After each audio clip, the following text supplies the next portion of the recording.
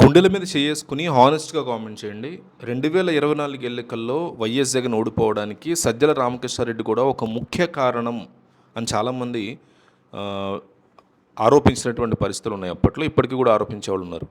సజ్జల 2024లో జగన్ ఓడిపోవడానికి కారణం అనుకునేవాళ్ళు అవును అని, కాదు ఆయన వల్ల కాదు అనుకునేవాళ్ళు కాదు అని ప్రతి ఒక్కళ్ళు కూడా మిస్ అవ్వకుండా కామెంట్ చేయండి. ఈ వీడియో సజ్జల రామకృష్ణారెడ్డి వరకు వెళ్తుంది. ఆయన చూస్తారు. జగన్మోహన్ రెడ్డికి ఇంకా సన్నిహితంగా ఉండే వాళ్ళ వరకు వెళ్తుంది. ఆయన కూడా ఈ కామెంట్స్ చూస్తారు. కాబట్టి కనీసం 500 కామెంట్స్ నాకు మా టీంకి మీరు ఇచ్చే గొప్ప బూస్ట్ బలం ఏంటంటే ఒక కామెంటే. మీరు ఇచ్చే ఒక్క కామెంట్ మాకు కొండంత ధైర్యాన్ని ఇస్తుంది.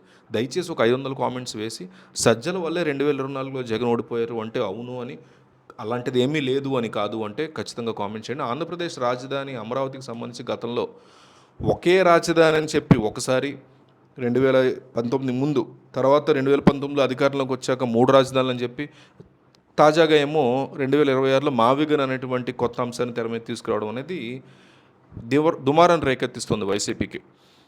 వైసీపీ కీలక నేత సజ్జల రామకృష్ణారెడ్డి రీసెంట్గా ఒక ప్రెస్ మీట్ పెట్టి అందులో మాట్లాడుతూ ముఖ్యమంత్రి వైఎస్ జగన్మోహన్ రెడ్డి మాటల్ని, నిర్ణయాలని సమర్థించే ప్రయత్నం చేశారు. అయితే అమరావతిలో అభివృద్ధి సాధ్యం కాదనే ఉద్దేశంతోనే 3 రాజధానుల నిర్ణయం తీసుకున్నట్టుగా ఆయన తెలియజేసినట్టు తెలుస్తోంది.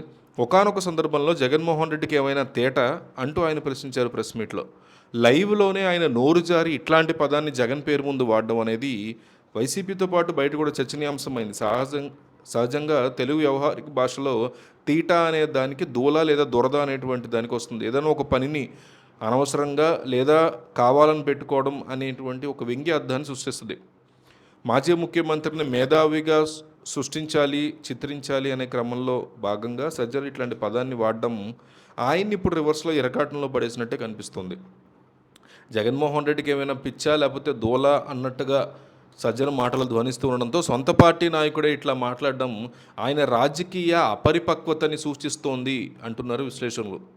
ఈ వ్యాఖ్యల తర్వాత జగన్మోహన్ రెడ్డికి ఏమైనా తేటనా అంటూ హెడ్డింగ్లు పెడుతూ తొమ్మిది వస్తున్నాయి యూట్యూబ్లో.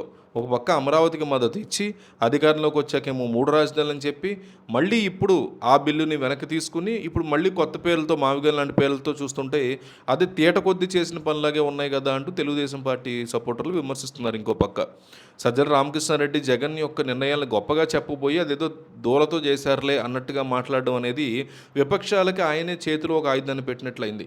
ఈ పరిణామం సోషల్ మీడియాలో కూడా విపరీతంగా ట్రోల్కి గురవుతుంది ఆయన వ్యాఖ్యలు ఈయన మీద. సో జనం ఏమనుకుంటున్నారు? సజ్జల రామకృష్ణారెడ్డి వల్ల జగన్ ఇబ్బంది పడ్డారా? 2024లో జగన్ ఓడిపోవడానికి సజ్జల రామకృష్ణారెడ్డి కారణమా? అవును సజ్జల వల్లే ఓడిపోయారు, లేదా అలాంటిది ఏమీ లేదు. ఈ రెండిట్లో ఒక పదాన్ని ప్రతి ఒక్కరు మిస్ అవ్వకుండా కామెంట్ చేయండి. కనీసం 500 పదాలు టార్గెట్.